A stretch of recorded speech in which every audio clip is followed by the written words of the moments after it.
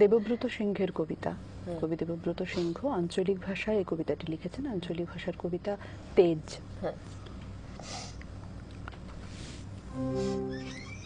আমি জামবনির কুঁইরিপাড়ার শিবু কুঁইরির বিটি সাঁঝলি বঠি। কাগজওয়ালারা বললে অতটুকুন বললে হবে কেনে? তুমি এবারকার মাধ্যমিকে প্রথম হইছ, তোমাকে বলতে হবে আরো কিছু। টিভিওয়ালারা বললে তুমি ক্ষেত মজুরের মিয়া, তুমি কি করে কামিন খাটিয়ে মাধ্যমিকে প্রথম হলে বলো দেখি, সেটা তোমাকে বলতে হবে খুলে। পঞ্চায়েতের অনি বৌদি, প্রধান, উপপ্রধান, এমএলএ, এমপি সবাই একেবারে হামলিয়ে পড়লো আমাদের মাটির কুঁড়িয়া ঘরে। জামবনি স্কুলের হেডমাস্টার কোন বিহান বেলায় টিনের আগুড় খুললে হাইকে ডাইকে ঘুম ভাঙাই খবরটা যখন প্রথম শুনালেক, তখন মাকে জড়ায় শুয়েছিলাম আমি।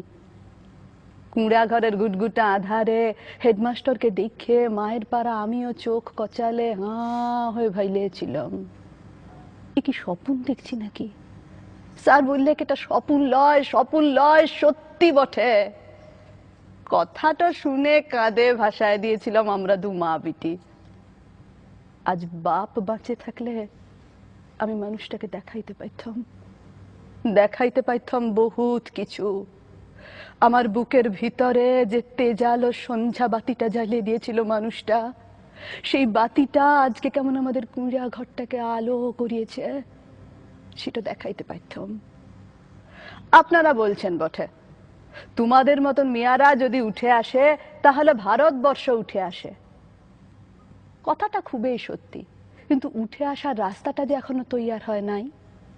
খাড়া পাহাড়ে উঠা যে কি জিনিস, বহুত দম লাগে, বহুত তেজ লাগে। আমি জামবনির কুঁইরিপাড়ার শিবু কুঁইরির বিটি সাঁঝলি। যখন তাকে হুঁশ হয়েছে তখন তাকে শুনে আসছি বিটি না মাটি। ঠাকুমা বলতক পরের ঘরে হিসাল ঢেলবে, তার আবার লেখা পড়া। গায়ের বাবুরা বলতক তুই কুঁইরিপাড়ার বিটি ছিলা, তোর কামিন খাটা ছাড়া গতি কি?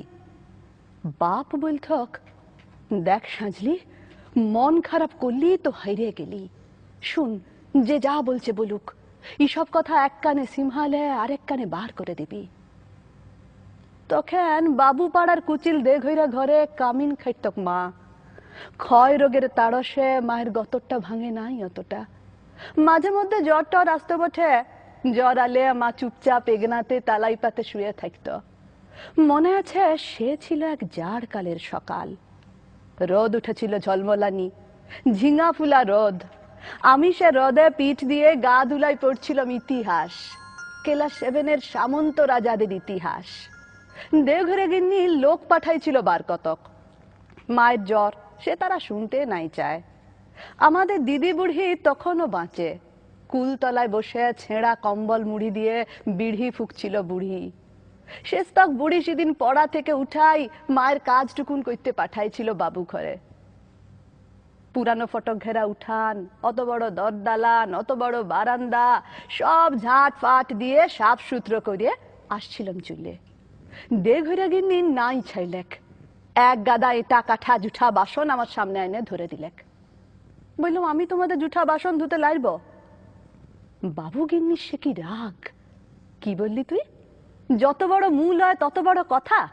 জানিস তোর মা, তোর মায়ের মা, তার মায়ের মা সবাই আতকাল আমাদের জুঠা বাসন ধুয়ে গুজারে গেল, আর তুই বললি জুঠা বাসন ধুতে লাইবি?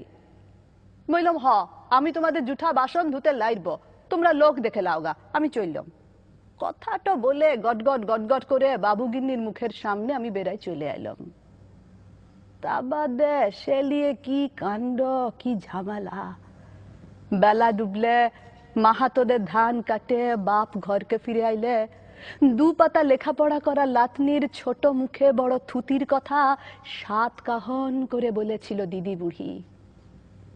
মা কোনো রাগ কাঢ়ে নাই।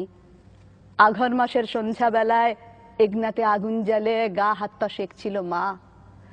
এক মাথা ঝাঁকড়া চুল ঝাঁকানো বাপের পেটানো পাথরের মুখটা ঝলকে উঠেছিল আগুনের আঁচে। আমি বাপের অমন চেহারা কোনোদিন দেখি নাই। বাপ সেদিন মা আর দিদি বুড়ির সম্মুখে আমাকে কাছকে ডাকে মাথায় হাত বুলাই গম গমা গলায় বলেছিল, যা করেছিস বেশ করেছিস। শুন, তোর মা, তোর মায়ের মা, তার মায়ের মা সবাই করেছে কামিনগিরি, বাবু ঘরে গতর খাটাই খাইয়েছে। তাতে হইছেটা কি? তাতে হইছেটা কি? এই কথাটা মনে রাখবি সাজলি, তুই কিন্তু কামিন হবার লাগে জম্মাস নাই। যত বড় লাট সাহেবই হোক কেনে, কারু কাছে মাথা নুয়াই নিজের তেজ বিকাবি নাই। এই তেজটুকুন লাগে লেখাপড়া শিখাচ্ছি তোকে, না হলে আমাদের মতো হাভাতা মানুষের ঘরে আর আছেটা কি?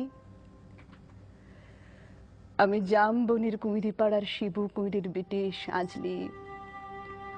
কবেকার সেই ক্লাস 7-এর কথা ভাবতে যায় কাগজওয়ালা টিভিওয়ালাদের সামনে এখন কি যে বলি।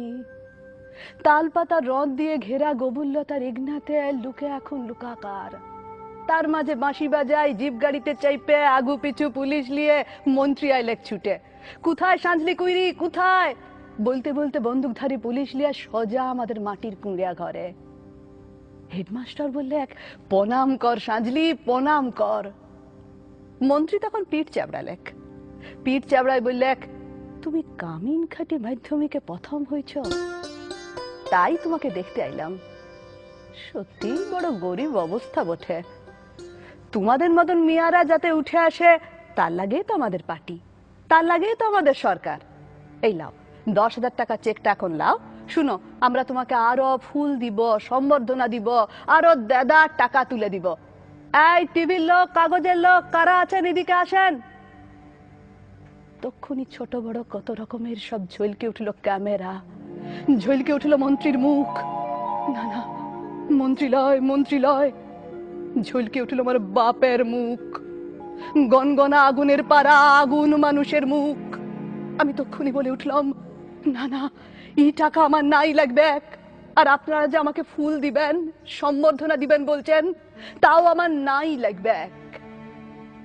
মন্ত্রী তখন ঢোক গিললেক। গায়ের সেই দেঘইরা গিন্নির বড় বেটা, সে এখন পার্টির বড় লেতা। ভিড় ঠেলে সে আসে বললে, কেনে কি হয়েছে রে সাজলি?